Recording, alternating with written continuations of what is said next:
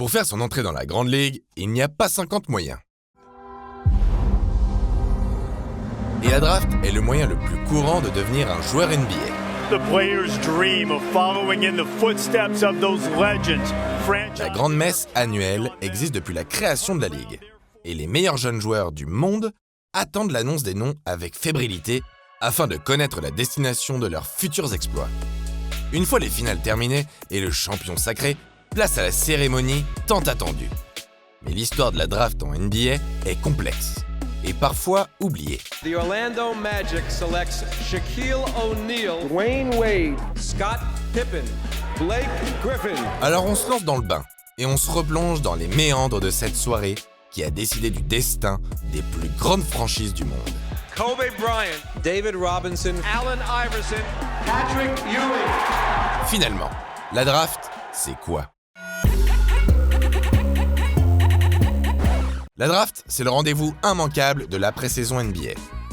À la fin du mois de juin, toutes les équipes de la Ligue se réunissent afin de sélectionner les meilleurs joueurs issus du système universitaire, du lycée et même de l'étranger. Chaque team bénéficie de 2 choix, répartis sur 2 tours distincts. Suivant le classement de la saison régulière précédente, les 14 équipes n'ayant pas participé aux playoffs bénéficient d'un des 14 premiers choix déterminés par une loterie. Ces choix, appelés Lottery Pick, vous permettent de sélectionner par la suite un prospect prometteur. En gros, plus vous êtes mauvais, plus vous avez de chances de récupérer la future star de la Ligue. The Orlando Magic, that's unbelievable. Congratulations. Ce mode de sélection permet ainsi de rééquilibrer les forces chaque saison, entre les équipes dominantes de la Ligue et les plus mauvaises. Mais ce système provoque également le fameux tanking, qui consiste à saboter plus ou moins ouvertement une saison déjà condamnée afin de récupérer les meilleurs choix possibles lors de la prochaine draft.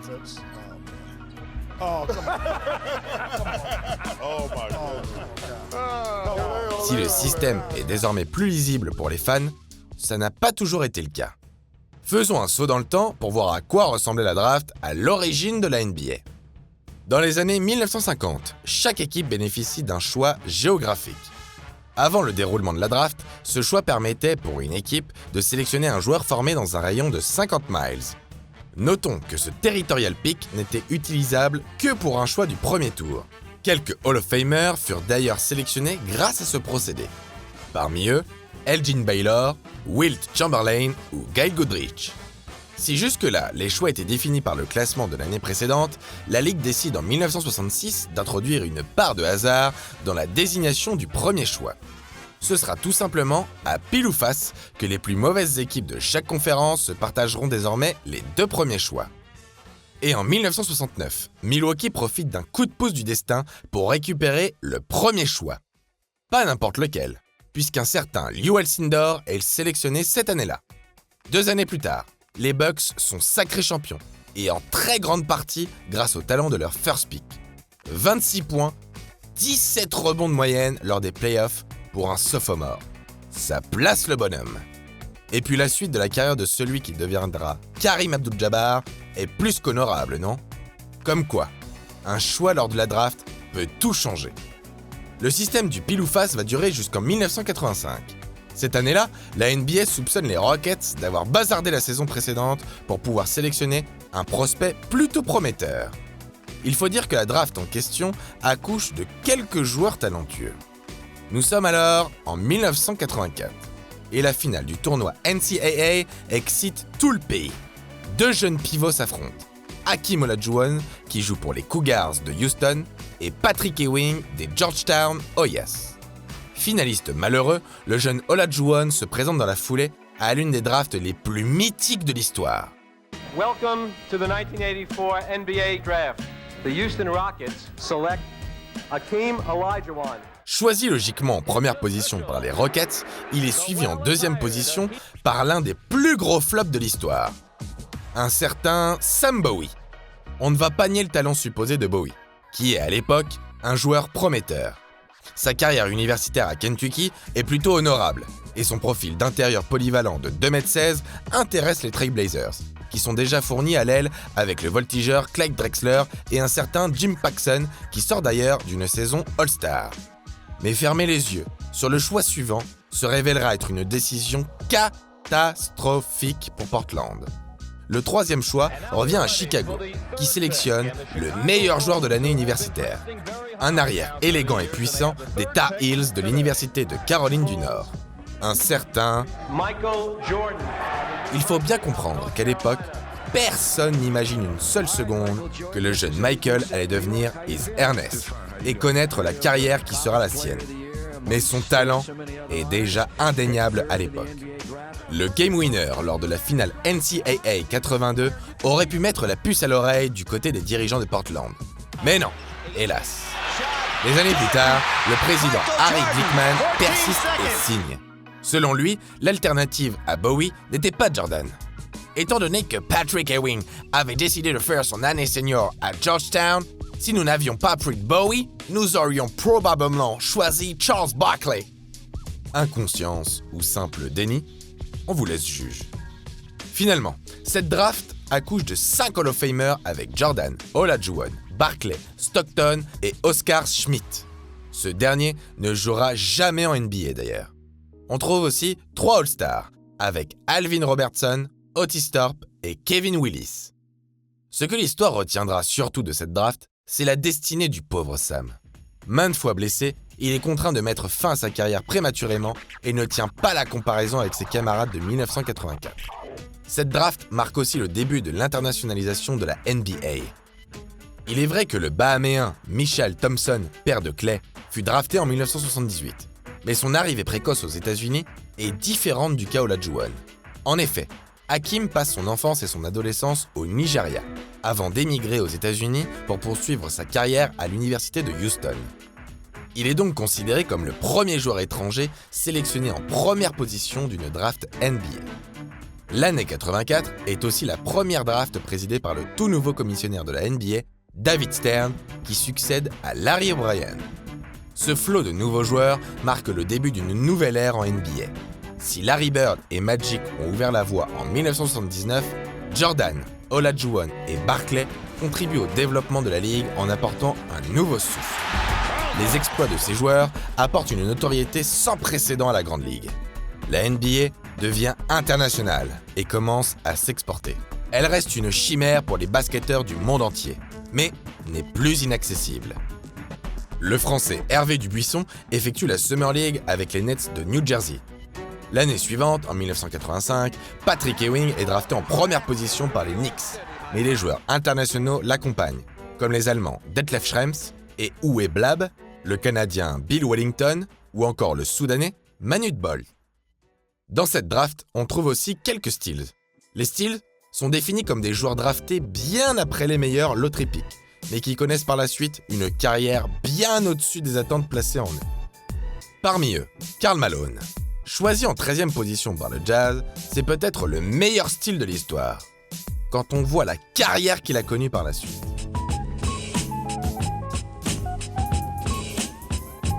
Joe Dumars, choisi en 18e position par Détroit, Terry Porter, choisi en 24e position, sont également des choix précieux. Cette année marque également la réduction du nombre de tours lors de la draft. Autrefois illimitée, la draft comporte 10 tours en 74, 7 tours en 85, puis 3 en 88 et 2 à partir de 1989. C'est d'ailleurs le système qui est encore utilisé aujourd'hui. Il est d'ailleurs très rare à l'époque qu'un joueur choisi au-delà du premier tour foule les parquets de la NBA. Si l'année 86 marque l'arrivée du premier choix, Brad Daugherty, c'est surtout une draft maudite qui reste dans les mémoires des plus anciens fans de la ligue. Le prospect Len Bias est à l'époque un phénomène physique venu du Maryland. Ses exploits à l'université laissent présager un avenir radiant NBA. Il est récupéré par les Celtics en deuxième choix, juste derrière Daugherty. Son association avec les stars des Celtics fait déjà rêver les fans de Boston. Le mercredi 18 juin, il signe un juteux contrat publicitaire avec Reebok, paraphe son contrat avec Boston et rentre fêter sa sélection avec ses amis de l'Université du Maryland. Une soirée qui sera fatale pour Len. Il prend de la cocaïne à plusieurs reprises avec son ami d'enfance Brian Tribble. L'appel passé par Brian glace le sang. Len Bias needs help. Please come as soon as you can. It's no joke. Et l'arrivée des secours n'y changera rien. Len Bias est déclaré mort, moins de 48 heures après sa draft. Et l'annonce de son décès déclenche une onde de choc à travers la ligue. Beaucoup disaient à l'époque que Len était le plus grand joueur n'ayant jamais évolué au niveau professionnel. Et comme le sort ne s'arrête pas là, le troisième choix, Chris Washburn, détruit son avenir également à cause de la cocaïne.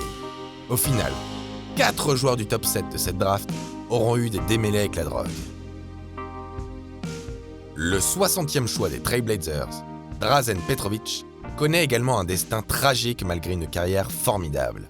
Passé par le Cibona Zagreb et le Real Madrid, il est drafté par les Blazers en 86, mais n'arrivera en NBA que bien plus tard, en 89. Hélas, la star croate décède dans un terrible accident de voiture en 93. Il était alors au sommet de sa carrière.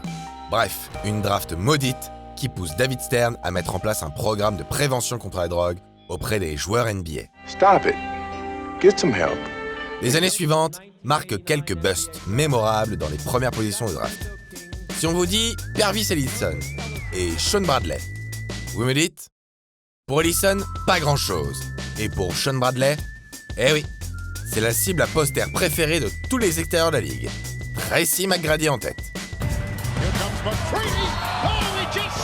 Pervis Ellison, premier choix de la draft 89, gagne un titre de meilleure progression de l'année en 92, avec une saison honorable à 20 points de moyenne, et puis, plus rien.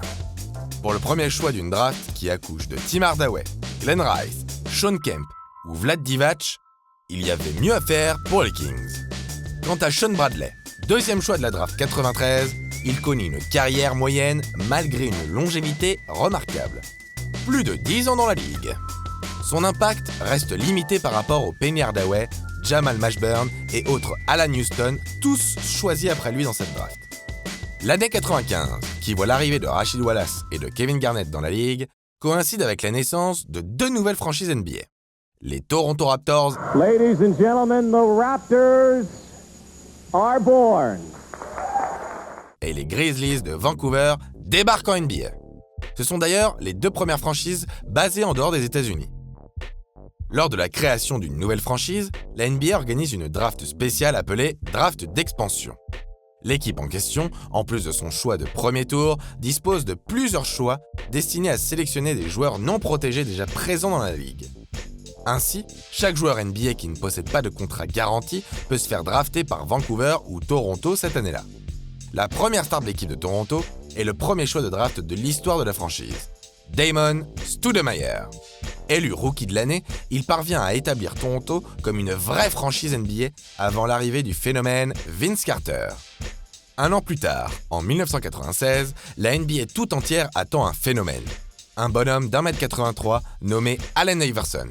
La hype autour de ce jeune talent venu de Hampton est inédite.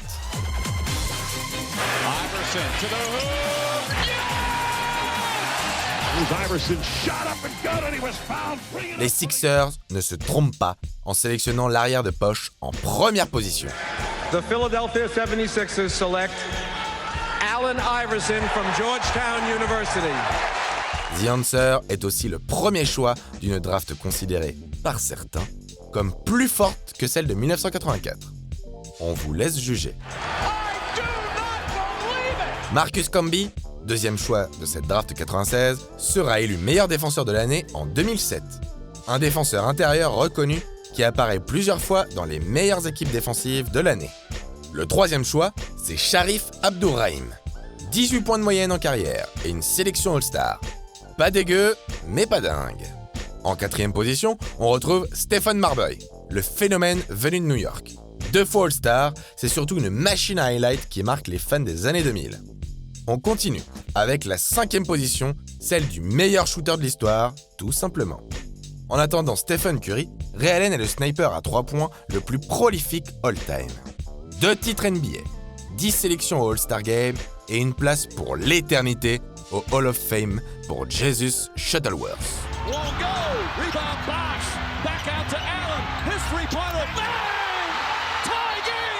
Antoine Walker, sélectionné en 6e position, connaît quant à lui une carrière plus qu'honnête. All-Star dès sa 2e année aux Celtics, il ira glaner une bague aux côtés de D. Wade en fin de carrière à Miami. on va dépasser la 10e place et on vous présente le 13e choix des Charlotte Hornets. With the 13th pick in the 1996 NBA draft, the Charlotte Hornets select Kobe Bryant from Lower Merion High School in Pennsylvania. C'est un jeune arrière talentueux que les Hornets envoient aux Lakers contre Vlad Divac. Mais pourquoi les Hornets ont-ils tradé Kobe Bryant ce soir-là ?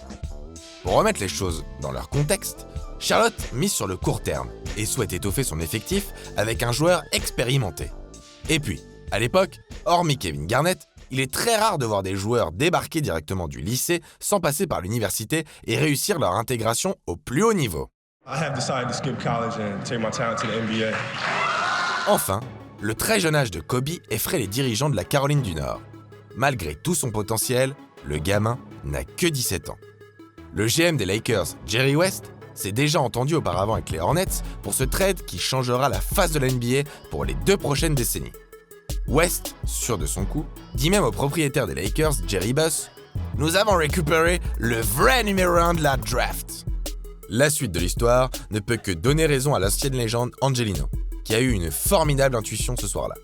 5 titres de champion, 1 titre de MVP, 2 titres de MVP des finales et 18 sélections All-Star plus tard, Kobe est très probablement le meilleur style de l'histoire de la draft. Pour continuer avec cette draft mythique, on retrouve le sniper serbe Peja Stojakovic, choisi juste après Kobe.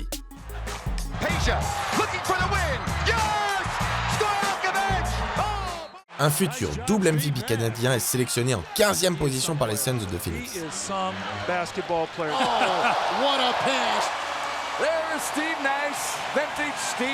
Enfin, Jermaine O'Neal, Zydrunas Ilgauskas et le non-drafté Ben Wallace viendront garnir les rangs de cette cuvée particulièrement riche. Pour nous, c'est indéniablement la meilleure draft de l'histoire. Bon, on est évidemment ouvert au débat dans les commentaires. Avant d'entrer dans les années 2000, parlons de la draft 97 et de la sélection d'Olivier Saint-Jean, aka Tariq Abdelouad. Le Français drafté en 11e position est tout simplement le premier Français à fouler un parquet NBA. Olivier St. Jean made history when he was selected 11th by the Kings. He will become the first Frenchman ever to play in the NBA. Un pionnier qui ouvre la voie aux Tony Parker, Jérôme Moïseau, Michael Pietrus ou Boris Dio qui suivront quelques années plus tard.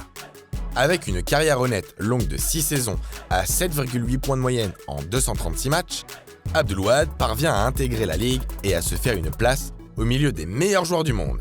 Rien que pour ça, on dit Cocorico. Auparavant organisée de façon moins spectaculaire, la draft devient, durant le second millénaire, un événement incontournable pour les fans du monde entier. The New York Knicks select Kristaps Porzingis.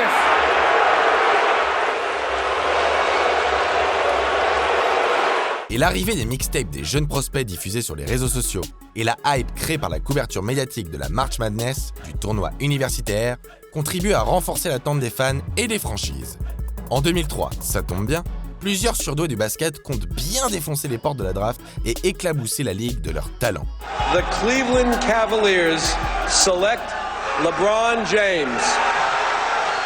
LeBron James est choisi en première position. Logique, vu la hype qui l'entoure à l'époque. Le potentiel athlétique du jeune ailier excite la NBA tout entière. On peut dire qu'il aura fait honneur à son first pick par la suite. Vous en pensez quoi ? Par contre, c'est un certain Darko Milicic, que vous avez pu découvrir dans le starter spécial bagarre, qui sera drafté en 2e position. Aïe aïe aïe, c'est un énorme bust. Il fait certainement partie aujourd'hui du Hall of Fame des plus gros busts de l'histoire de la NBA. Car derrière lui, il y avait D-Wade, du Chris Bosh et même Carmelo Anthony. Avec l'influence des réseaux sociaux qui prennent de plus en plus de place, les jeunes joueurs du monde entier sont désormais suivis dès le plus jeune âge. Et leurs exploits sont immédiatement relayés sur Instagram, YouTube ou Facebook. Alors parfois, ces joueurs pleins de hype confirment, comme Kemba Walker, John Wall ou Kevin Durant. Mais ça peut aussi donner de sacrés flops, comme Adam Morrison, Greg Oden, Anthony Bennett plus récemment. Espérons que Zion Williamson connaisse une autre trajectoire.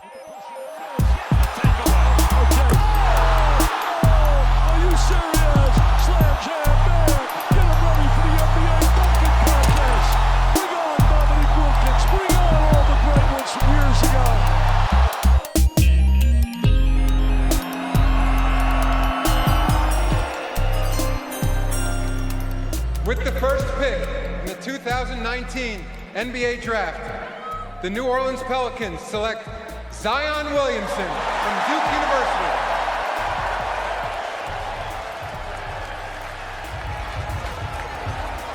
Emotions evident for Zion as he becomes the third #1 overall pick from Duke.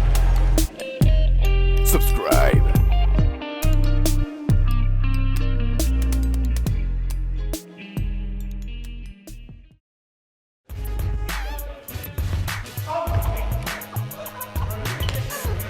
All right, that's easy. Go higher.